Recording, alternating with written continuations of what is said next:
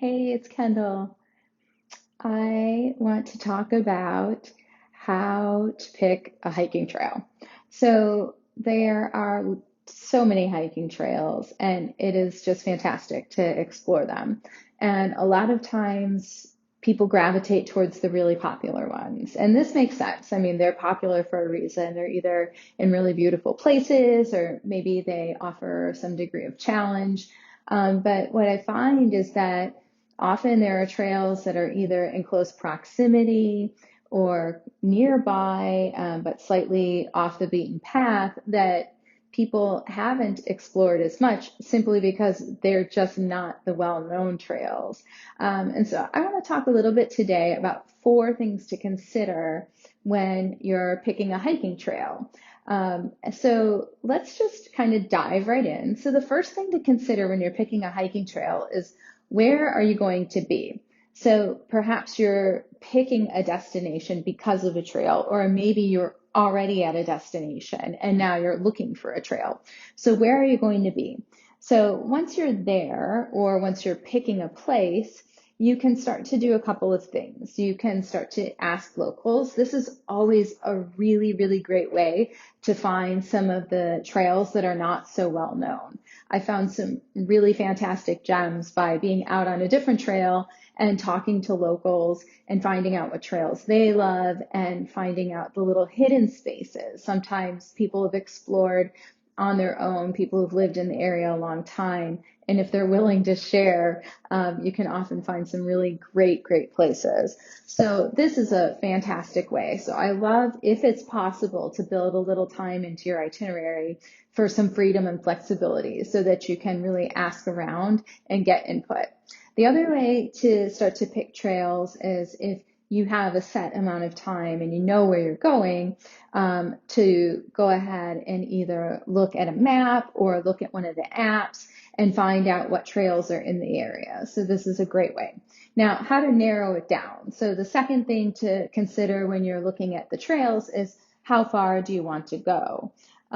So this is just purely the length of the trail. But this sort of ties into the next thing to consider, and that is, what is the difficulty of the trail? So the length of the trail, it might be a very long trail, but it may be very flat. So it might be quite accessible. But the trail might be quite short, but it might be very rugged or technical. So it might be very inaccessible.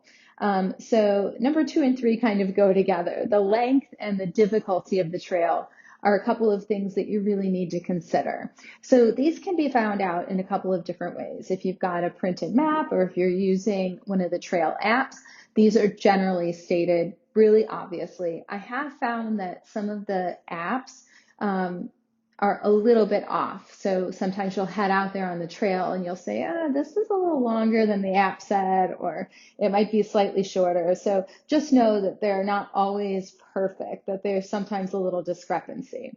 Often the apps do describe the difficulty pretty well, but we have to know that this is subjective. So what I might find as a difficult trail, you might find quite easy. So just know that reading some of the descriptors, if it's possible, is a really good idea. Another way to get an idea of the difficulty of the trail is to look at the elevation gain.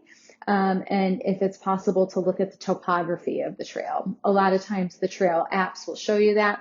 And if you're good at map reading, you can see that on your map as well. So where are you going to be? How long is the trail? How difficult is the trail? And then finally, when you're looking at picking a trail, you have to consider how you're going to get there. And when you're considering how you're going to get there, you have to consider the accessibility of getting there. So you might have a car. So you think, okay, great, I can get to the trail. But what you might not have considered is that trailhead is only accessible by a four-wheel drive vehicle. And I've found that sometimes even a four-wheel drive vehicle isn't quite enough. Sometimes it really is like an off-road vehicle is needed. So really consider carefully how you're going to get there. Most of the well-known trails will have that very clearly described, but once you're starting to get a little bit further off of the beaten path, these are things to consider. So how are you going to get there? So have some fun, start to explore, start having some fun looking at the different trails. And if you have some questions, go ahead and put them below. Give me your feedback. If you've got a favorite trail, I would love to hear about it. Even post a picture. This is all a space to share. And, as we're moving forward, and sharing a lot with social media, one thing I do want to be mindful of, and just having everybody else be mindful of, is as we share these beautiful places, oftentimes people want to go and replicate photos or experiences. And so some of these beautiful places may be suffering. So please tag mindfully, please tread lightly. Please take care of this earth, take care of these trails, be responsible out there. Thank you.